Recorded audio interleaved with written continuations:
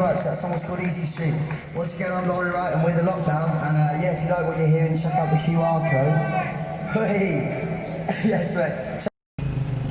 Take me back to the old normal. Hey guys, we're looking through the window at the Marble Arch on Rochdale Road. I was lucky enough to come in here about 6 years ago, but now I guess all we can do is hope it reopens.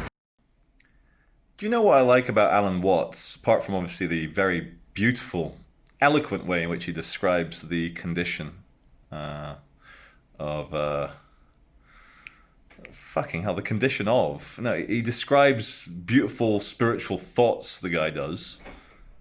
But what I really like about him is that he was a heavy drinker and a heavy smoker. And he was the opposite of a Puritan. And people are like, if you're enlightened, why would you smoke or drink? It's like, well,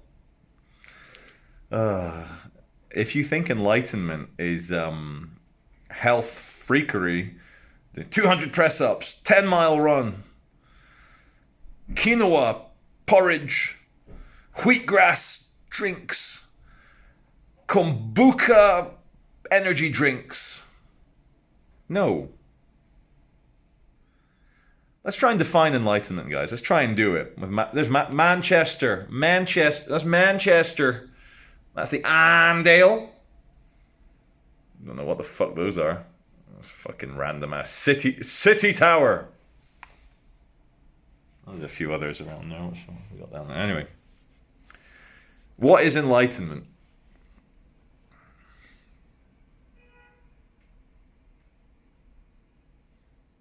I guess enlightenment is when you know you're not a material object. It's a lot of light bulbs, Tony. But they're LED, energy efficient ones, lights. It's the most wonderful time of the year. Where is he? There he is. You want to know the thing I hate most about all the lockdowns, quarantines, corona this, bloody tier 1, tier 2, tier 3, brand new mRNA vaccine? The thing I hate the most is how the control freaks, you know, nervous, angry, anxious people who don't like people like me, how readily they will use the superstructure of the worry, the state, to crack you down. Like, I'm just watching the news now. There's a lady called Kay Burley. She's a presenter for Sky News. And you may remember 10 years ago, I had an epic megaphone video outside Parliament in London. Megaphoning Kay Burley. She's getting angry. She's taking photos of me. She can't understand why I'm not getting arrested. And she was properly bothered. And the way I feel is, you earn £750,000 a year. You can take a guy with a megaphone gently ridiculing you. So Kay Burley, she's just had her 60th birthday in London. And some photos have emerged of, I think there was more than 6 people there. People are saying she needs to lose her job. And we are all now little fucking Stasi. We've got little records on our neighbors. We've got little records on the people we know, people we love, our family. And, you know, violence is illegal. You're not allowed to punch people, but you can get them in the shit with the Coronavirus Act. You're encouraged to phone the police.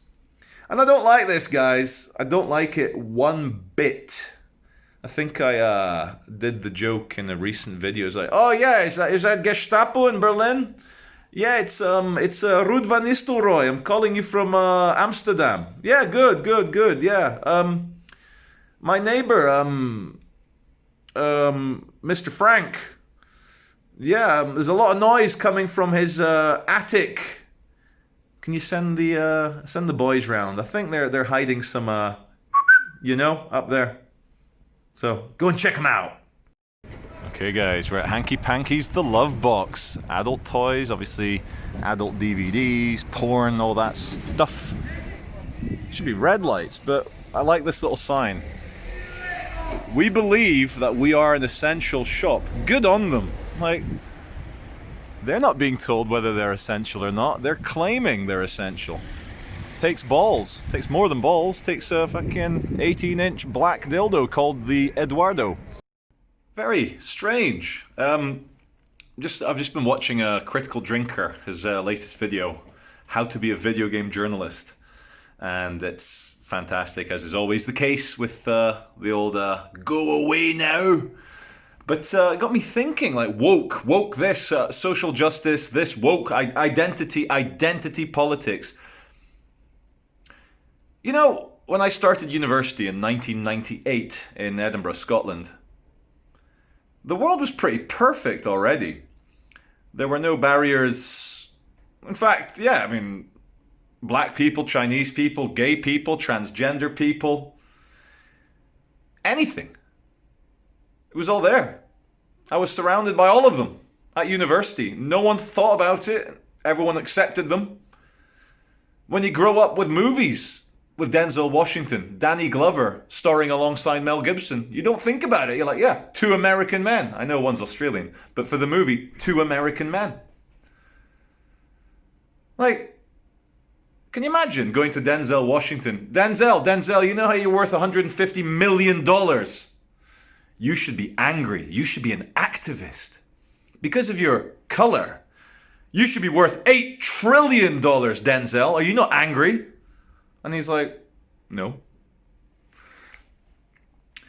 I've been thinking, like, my channel, I delve into this. I'm very politically incorrect. I'm very much a man of the 80s.